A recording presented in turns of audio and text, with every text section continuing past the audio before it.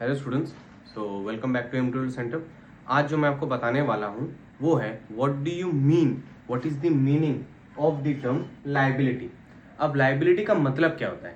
देखिए, लाइबिलिटी का मतलब हम लोग जब कोई बिजनेस चलाते हैं या हम लोग जब बिजनेस करते हैं तो एक businessman is every time liable. Businessman को क्या होता है, उसको पे करना पड़ता है कोई भी amount, a certain amount when a businessman is being payable. जब उसको किसी को देना पड़ेगा, ठीक है, उसको हम लोग बोलते हैं लाइबिलिटीज।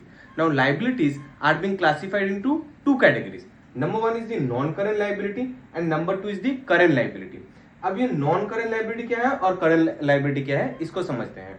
देखिए, नॉन करेंट का मतलब ही हो जा रहा है कि मोर देन 12 मंथ और more than an accounting period. जो हम लोग का अकाउंटिंग पीरियड जो होता है, like from 1st April to 31st March और from the 1st January till 31st December, ठीक है, ये जो हम लोग का अकाउंटिंग का जो ये पीरियड होते हैं, जब उससे पार हो जाएगा कि आपको जो आपका जो लाइबिलिटी है, मतलब आप एक साल के बाद भी दे सकते हैं, आपका जो अकाउंटिंग का जो टर्म है जो एक साल का, वो एक साल के बाद भी जब आप उसको पे करेंगे तो उसको मैं क्या बोलूंगा, it is known as the non current liability which is being payable after 12 months from the date of the balance sheet. जो बैलेंस शीट का जो डेट बनता है, वो डेट से आप एक साल और ले सकते हैं, 12 महीना और ले सकते हैं उसको पे करने के लिए। वो अमाउंट को मैं बोलूंगा, वो अमाउंट को मैं कैटेगराइजेशन कर सकता हूं as a non current liability.